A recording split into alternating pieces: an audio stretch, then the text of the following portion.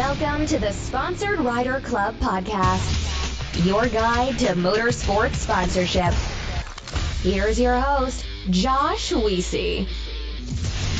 Welcome, everybody, to this episode of the Sponsored Rider Club podcast live experience. This is actually our 25th show that's live, at least. I think when I release it to the podcast, it's going to be episode 141-ish. I'm actually doing things a little bit differently today with this live show. I didn't promote it at all. I just wanted to see what happened. I did not promote it. I didn't put a topic out there. I didn't create an event. I'm just like playing with things. I'm iterating, trying things out. And it's just going to be me today.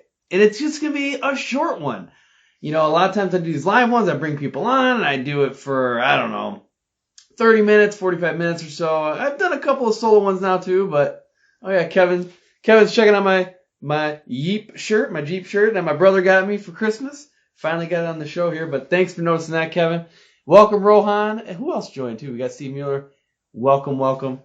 I got a couple of things that I want to talk to you about before I get into the show. It's going to be an interesting topic. I got pretty excited about this one. I'm not even going to get into that yet. You just wait for the topic. First off, I got to tell you about AMSOIL. Specifically, the last show I just released, episode 140, was featuring Kevin Castner of AMSOIL, and he just has so much energy, a lot of knowledge. You know, he's done podcasts, he's run businesses, you know, he's been at AMSOIL, like, he knows this stuff. Really good episode. And then he actually made some other new connections for me during that show, so that resulted in, there's going to be some good shows coming in the future, we'll just put it that way. And also I got to shout out GSP XTV. They are going to be pretty active in the Mint 400 this year. You're going to see a few cars running the gold axles. So keep your eyes out for those things. I'm expecting good things. That's probably one of their bigger races since coming out with their new Revolution axles. So I'm excited to see the results. There's actually a lot of cool stuff coming with the Mint 400 as well. Like lots of debuts and like Brad Lovell's debuting his new AMSOIL truck. And I think Sarah Price might be debuting her new four-wheel drive parts truck. It's good. I'm going to be at home, staring at a wall somewhere, but trust me, my heart will be with the Mint 400 racers. All right. A couple things here. I think that there's a very important topic that I don't talk about enough. And that's what we're going to talk about today. I don't feel like I covered enough. I talk about social media a lot. I talk about all these mindset things, but there's something that I just don't feel like I hit on enough. I hit on it, but not enough. So I want to basically devote this episode to this topic. We actually talked about this a little bit with Peter Calhoun of BF Goodrich Tires. You don't know that yet, though, because I haven't released the show.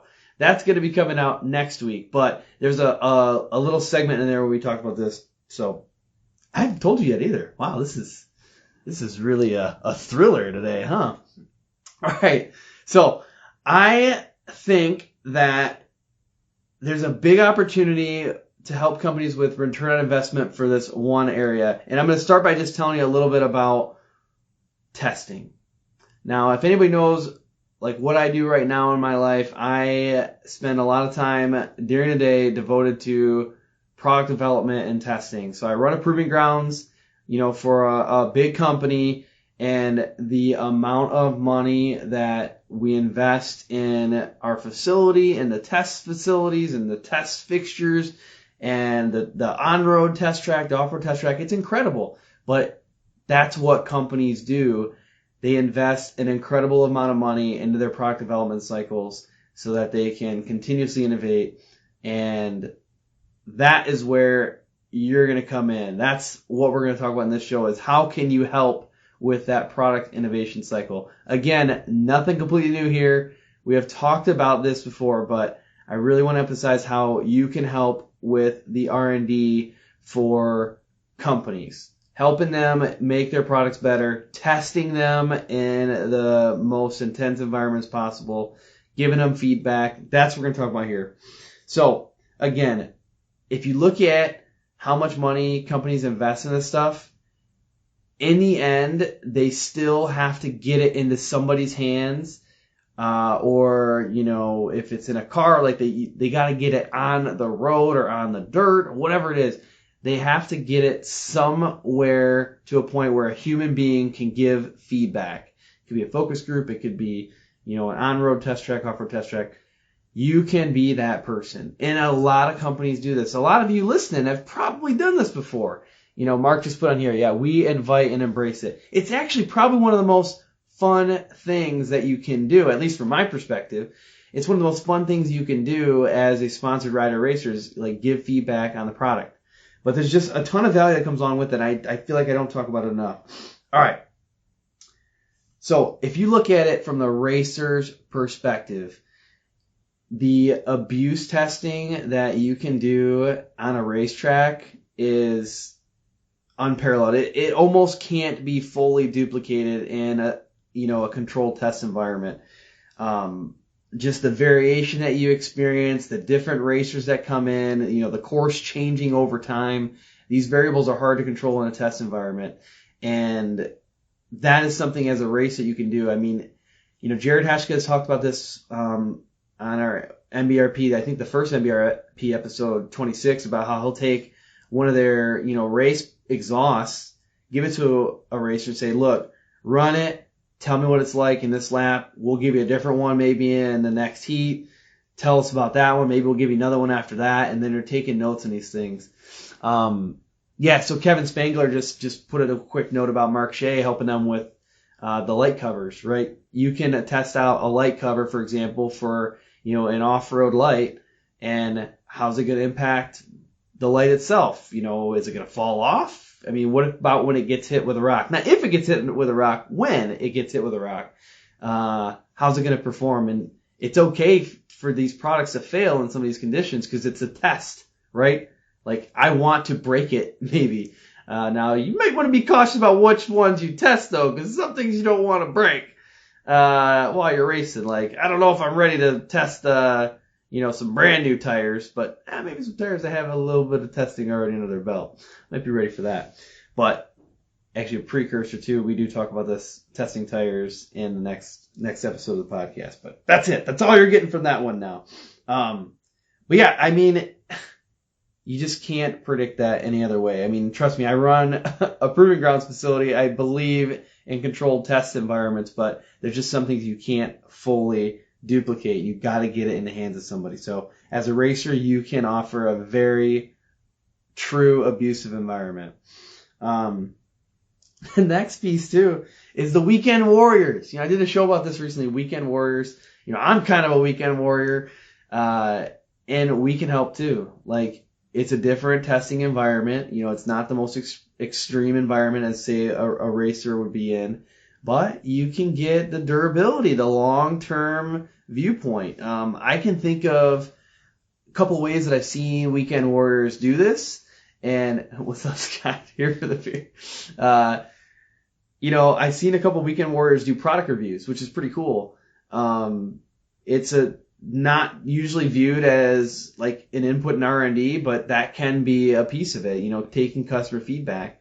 But one thing I wanted to call out specifically was something I saw, let's see, so it came out of the Trail Recon episode maybe a couple months ago, but so Brad Kowitz at Trail Recon did a review of a tent. It was a rooftop tent for an overland vehicle, which, if you don't know this already, I'm becoming obsessed with overland vehicles. I've never had one before, but I'm becoming obsessed with one. Beside the point, he did this test, and he was like, it was 1 year after. He said, I didn't want to do the test, I didn't want to do the review right after I got it because it's more of an unboxing, which is cool too. But he said, I want to do it after I used it for a year. And that was pretty cool, right? He can give that feedback directly to a company. I encourage you to do things like that, or take it to the next step. Say, hey, look, I got this product here, or like, what's your next product that you're revising? I've got your old stuff. Here's my feedback. What do you think about making some of these tweaks on the new stuff? I'll try that out. Let's say gear, right? Let's think about snowmobiling gear. Let's snowmobile back here, right? So, for example, I run HMK gear on my sled, and I've given some feedback like, hey, what do you think about tweaking this? As a trail rider, I'd love to have this little feature, right? If I don't do that, I don't know if I'm really giving the company all the value that I could be. So, just other quick ways of doing that. I did see there's a couple comments here. Looks like Mark Shea agreed with the comments earlier that Kevin made, and looks like Larry helped too. Desert Vision, that was the product that they helped with. That is awesome. All right. I will encourage you too, as you're coming on here. I'm actually not going to be on much longer. I already went beyond what I was going to do, but leave a question if you have one about this or just other thoughts while I kind of start closing things out. The last real thing I wanted to talk about with this is that it helps you too. You know, there's a new way of looking at the whole sponsorship world, and actually, you know, the term should be partnership, right? There's a way of looking at it and saying, how can I help you? How can you help me? So just by doing this, one, yeah, it creates a lot more credibility for you long term. I think it creates better relationships, but it also teaches you a lot about the product that maybe you didn't already know. You know, in a lot of cases, companies will invest and bring in engineers to the racetrack, or they might have you talk directly to an engineer.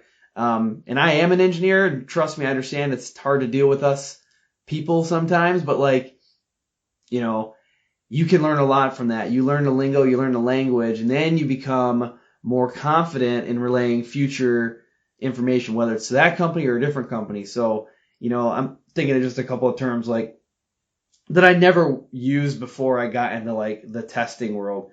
You know, for one, capability. You got to say the word capability all the time. Like, oh, if you just added the zipper here, you would greatly increase the capability of your, you know, snow gear. Yeah. Don't say it like that though. But that's one. Durability, like using the word durability in a sentence is something that I do regularly now. You say that to an engineer talking about their tire, like, oh my gosh, they're going to be like, high five, you know. You can get a lot of other technical stuff too, but you know, vehicle dynamics, oh, use that one. Use that one. Hey, I was running these shocks and the vehicle dynamics were slightly up. You know what I mean? You start talking the same way as them. It makes the communication flow a little bit easier. You become, I think, a better racer as a result because you understand a little bit more about how your equipment does impact your race. And I think you become a better partner. But yeah, Kevin Spangler said, my racer's at shop right now for R&D for this year. I don't know if that's a joke or not, but I thought it was funny just thinking like, hey, it's broken, you know, they're R&Ding on it. But maybe you're right. Maybe it is a true R&D experiment. Well, hey, that's really all I had for this episode. I wanted to keep it short. I wanted to keep it sweet. Please, if you're getting value out of these shows, head over to iTunes, leave a rating and review.